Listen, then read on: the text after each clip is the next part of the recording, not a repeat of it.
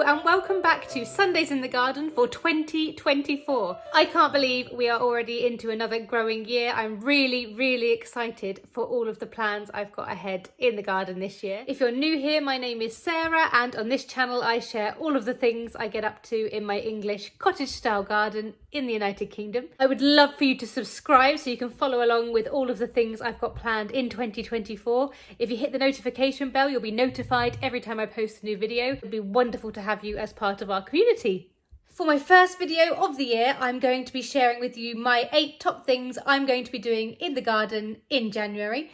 If you've got anything you're doing that I'm not doing, please share it in the comments so we can all have a look and help each other out. Next week, I'm going to be sharing the seeds that I'll be sowing in January. So if that's something you'd be interested in, look out for that one and subscribe if you aren't already. And let's get started. So my first job for January is forcing rhubarb. Forcing rhubarb is when we cover a rhubarb crown with a pot to starve it of light and promote early cropping. As you can see, this one here is not really growing yet. This one here is already showing signs of green growth, and this one here is still fairly dormant as well. So I'm going to start with this one because it's already a little bit green. You can buy rhubarb forcing pots, but this one will do the job just as well. So I take the large pot and cover the rhubarb crown. I then place a brick on top to keep it secure. I'm going to leave the other 2 crowns uncovered so they can grow at their own rate, but the one under here I'm hoping will grow nice and quickly so I can be enjoying rhubarb like this in March and April.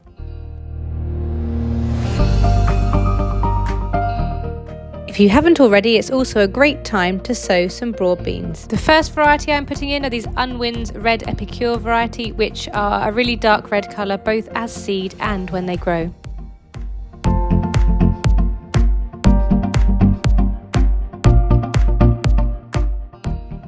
I'm just using an old wooden spoon here to make a hole 5 centimetres deep, and then I'm going to make the additional holes 10 centimetres apart from the one before. So 10 centimetre spacing, 5 centimetres deep. Then just pop the seeds in and cover up.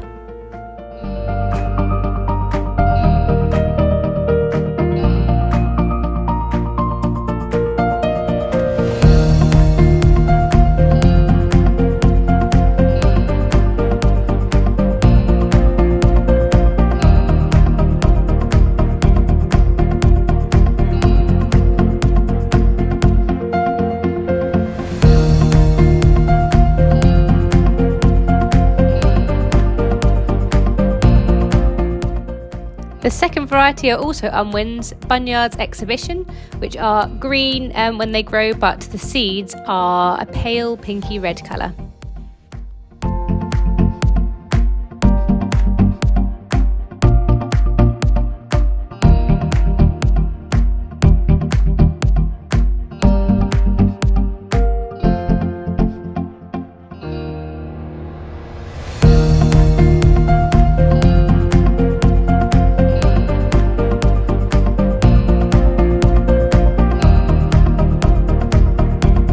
Water well and wait for those first shoots to appear in a few weeks' time.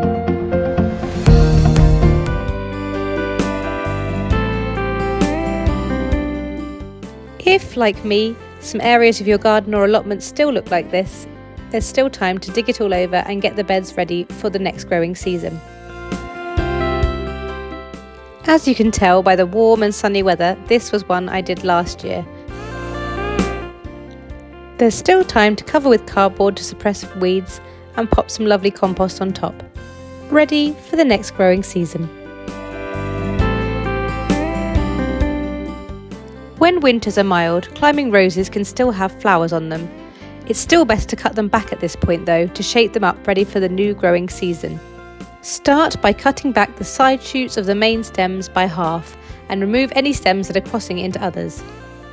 Along with pruning, removing all old foliage is an important job as it helps prevent fungal disease from infecting any new shoots.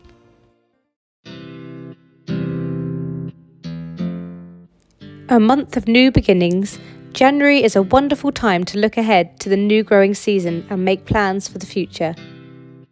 With my trusty copy of Gardener's World in hand, I look through and make notes of things I would like to do this year, writing it all down and feeling excited for the year ahead.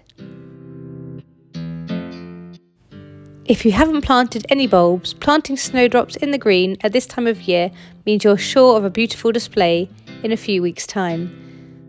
Here are some that were already established in the ground, and here are some that were planted in the green, which are already starting to provide a delicate display in these cold and grey January days. With bluebells also starting to peek through, it does feel like spring really is just around the corner.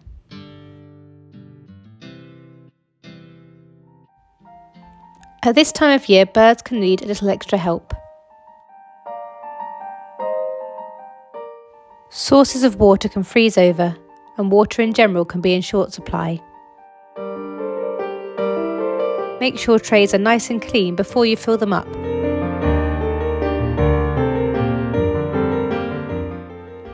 During the winter months, birds need a little extra fat to keep them warm. So any food you can put out that's high in fat, such as fat balls or peanuts or other high fat content foods, will be really appreciated by them. Once you start feeding them, make sure you continue, because your food source will become a regular and needed source of food for them.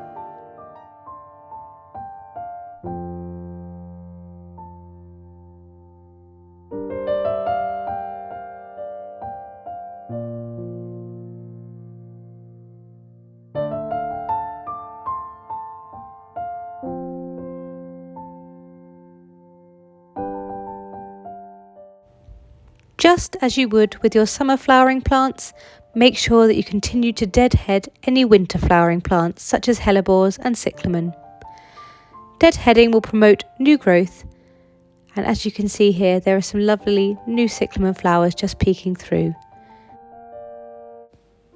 By removing any rotten leaves and foliage, you are keeping the plant fresh and blooming for many weeks to come.